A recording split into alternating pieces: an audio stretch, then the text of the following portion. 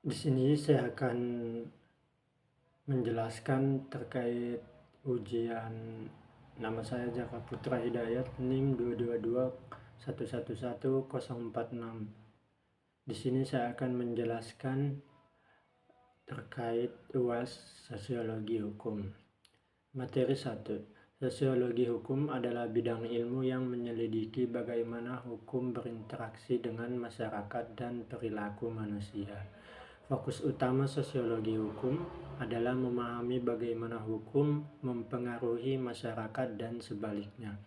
Bagaimana kondisi sosial budaya, ekonomi, dan politik mempengaruhi pembentukan, pelaksanaan, dan perubahan hukum. Sosiologi hukum memandang hukum sebagai fenomena sosial yang berfungsi dan berkembang di masyarakat, yang mencerminkan nilai-nilai norma dan struktur kekuasaan yang ada. Studi ini melihat bagaimana hukum mengatur kehidupan sosial, mengatasi konflik, dan mengarahkan perilaku sosial. Ini juga menilai seberapa baik hukum berfungsi sebagai alat kontrol sosial konservatif dan progresif. Materi 2. Hukum dan realitas sosial. Dalam konteks hubungan antara hukum dan realitas masyarakat, hukum sangat efektif dan ditegakkan karena sosiologi yang didefinisikan sebagai hubungan antara kejadian sosial di masyarakat. Kedua tidak dapat terpisah.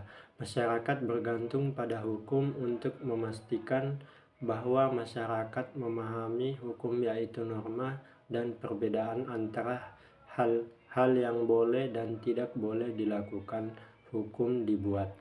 Materi 3. Suatu cabang ilmu pengetahuan hukum yuridis empiris atau sosiologi hukum mempelajari fenomena sosial dalam masyarakat dengan aspek hukumnya.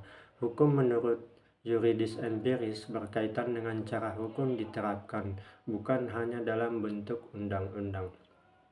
Yuridis standar. Kajian normatif terhadap hukum dilakukan antara lain pada ilmu hukum pidana positif, hukum tata negara positif, dan hukum perdata positif. Yuridis normatif bersifat preskriptif, menentukan apa yang benar dan apa yang salah. Yuridis normatif berfokus pada produk hukum atau jurisprudensi. Model dan penelitian ini lebih mencerminkan undang-undang dalam buku. Yuridis normatif menguasai masalah tertentu serta bagaimana menyelesaikan dan menerapkan undang-undang. Materi 4. Positifisme teori hukum.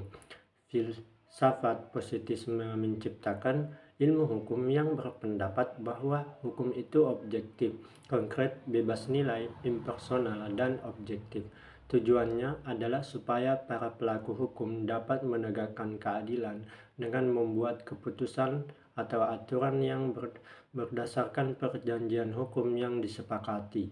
Selain itu, mereka juga berusaha untuk melihat hukum sebagai sesuatu yang terjadi tanpa mempertimbangkan kepentingan individu atau kelompok tertentu. Materi 5. Mazhab, pemikiran hukum, jurisprudensi sosial. Dalam filsafat, hukum sosiologi hukum mempelajari hukum antara hukum dan masyarakat, sedangkan sosiologi mempelajari bagaimana hukum mempengaruhi masyarakat. Singkatnya, sosiologi hukum mengambil pendekatan yang bermula dari hukum ke masyarakat, dan sosiologi hukum mengambil pendekatan yang berbeda, yaitu dari masyarakat ke hukum. Materi 6. Mazhab, pemikiran hukum, utilitarianisme, dan hukum hidup. Eugen Ehrlich adalah orang yang pertama yang menggunakan istilah living law sebagai lawan dari kata state law, hukum yang dibuat oleh negara atau hukum positif. Eugen Ehrlich berpendapat bahwa perkembangan hukum bergantung pada masyarakat itu sendiri, pada pembuatan hukum oleh negara.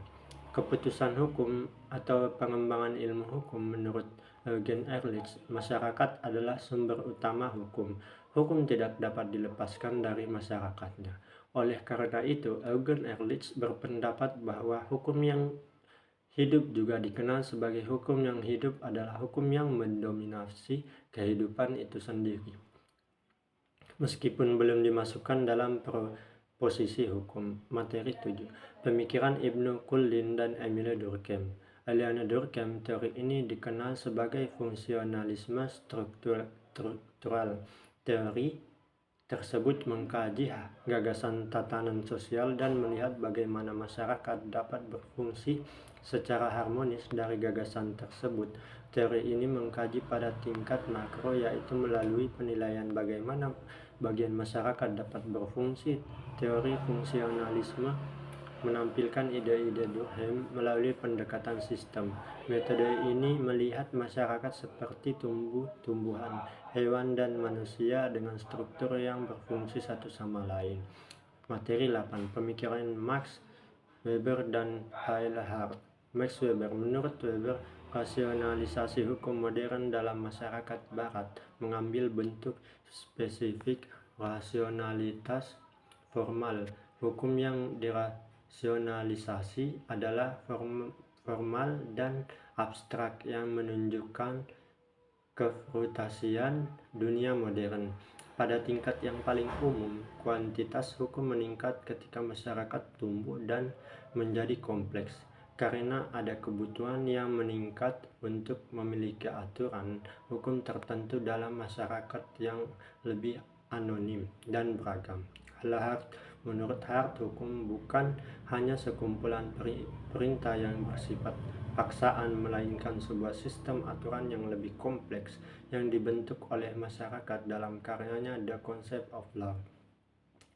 Hart menekankan bahwa hukum harus dipahami sebagai kombinasi dari aturan primer dan aturan sekunder. Materi 9. Effectiveness of Law. Menurut Hans Kelsen, jika berbicara tentang efektivitas hukum, dibicarakan pula tentang validitas hukum. Validitas hukum berarti bahwa norma-norma hukum itu mengikat bahwa orang harus berbuat sesuai dengan yang harus diharuskan oleh norma-norma hukum, bahwa orang harus mematuhi dan menerapkan norma-norma hukum. Efektivitas hukum berarti bahwa orang benar-benar berbuat sesuai dengan norma-norma hukum sebagaimana mereka harus berbuat, bahwa norma-norma itu benar-benar diterapkan dan dipatuhi. Materi 10. Hukuman dan pengawasan sosial. Deheim-Hussen mengatakan bahwa sosiologi hukum saat ini berkembang pesat dan bekerja untuk menjelaskan hukum positif yang berlaku, yaitu bagaimana isi dan bentuknya berubah sesuai dengan faktor masyarakat. Kenyataan masyarakat adalah objek sosiologis hukum pada tingkat pertama, dan kaidah hukum memainkan peran dalam masyarakat kemasyarakatan pada tingkat kedua. Materi 11. Studi sosial legal.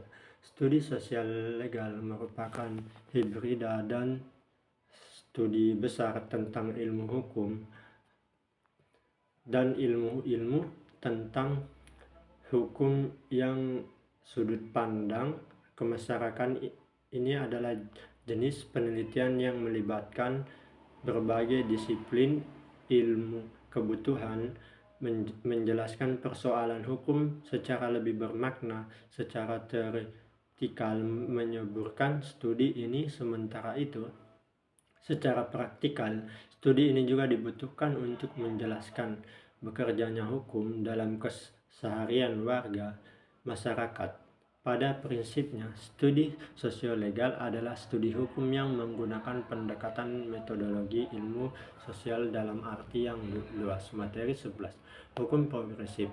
Hukum progresif, paradigma hukum mengalami transformasi yang cepat dan banyak terobosan dalam teori dan praktik hukum. Dalam konteks Subdito Raharjo menciptakan istilah hukum progresif berdasarkan asumsi bahwa hukum adalah untuk manusia. Subdito Raharjo merasa prihatin dengan rendahnya kontribusi ilmu hukum dalam mencerahkan bangsa Indonesia dalam mengatasi krisis, termasuk krisis dalam bidang hukum itu sendiri. Untuk itu, beliau melontarkan suatu pemecahan masalah dengan gagasan tentang hukum progresif.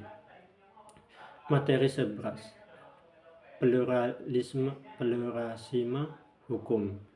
Adanya mekanisme hukum yang berbeda di masyarakat dikenal sebagai pluralisme hukum. Secara hukum, Indonesia adalah negara majemuk bukan hanya karena keanekaragaman suku di Indonesia, tetapi juga karena Undang-Undang Dasar Negara Republik Indonesia 1945.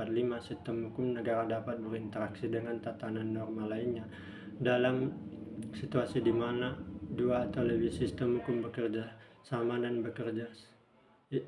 Istilah pluralisme hukum digunakan dalam teori tersebut menjelaskan bahwa dalam ketiga norma, yaitu norma negara, hukum negara, norma adat, norma sosial, dan hukum agama, etika dapat berjalan secara berdampingan. Materi 14. Pendekatan sosiologis untuk penelitian Islam. Konsep keagamaan dan sosial sangat penting untuk menyelesaikan konflik yang terjadi antara keduanya. Sebenarnya memiliki pedoman untuk semua hal yang terjadi dan diperlukan dalam kehidupan sosial. Dengan menggunakan metode dan pendekatan yang tepat, memahami agama dapat menjadi lebih mudah. Supaya ajaran agama dapat digunakan untuk menyelesaikan ada di berbagai aspek masyarakat. Normatif didahulukan oleh pemahaman fungsional tentang konsep agama. Salah satu tujuan studi agama adalah untuk membuat masyarakat lebih mudah dan memahami dan merasakan agama. Pelajaran yang saya peroleh dari studi sosiologi hukum setelah mengambil mata kuliah sosiologi hukum ini, saya mendapat banyak pengetahuan tentang sosiologi hukum dan lebih memahami bagaimana sosiologi hukum berpengaruh pada kehidupan sehari-hari masyarakat kita. Kritis untuk kuliah sosiologi hukum pada semester ini. Mata kuliah sosiologi hukum yang saya ikuti sangat menarik karena membahas hubungan antara hukum dan masyarakat secara mendalam. Pengaruh budaya terhadap pembentukan hukum adalah topik yang sangat relevan di Indonesia, tetapi saya pikir beberapa materi terlalu padat sehingga sulit dicerna dengan cepat. Secara keseluruhan, mata kuliah ini telah mengajarkan saya banyak hal baru. Masuk kelas sosiologi hukum, memperbanyak diskusi kelas, proyeksi ke depan untuk studi sosiologi hukum.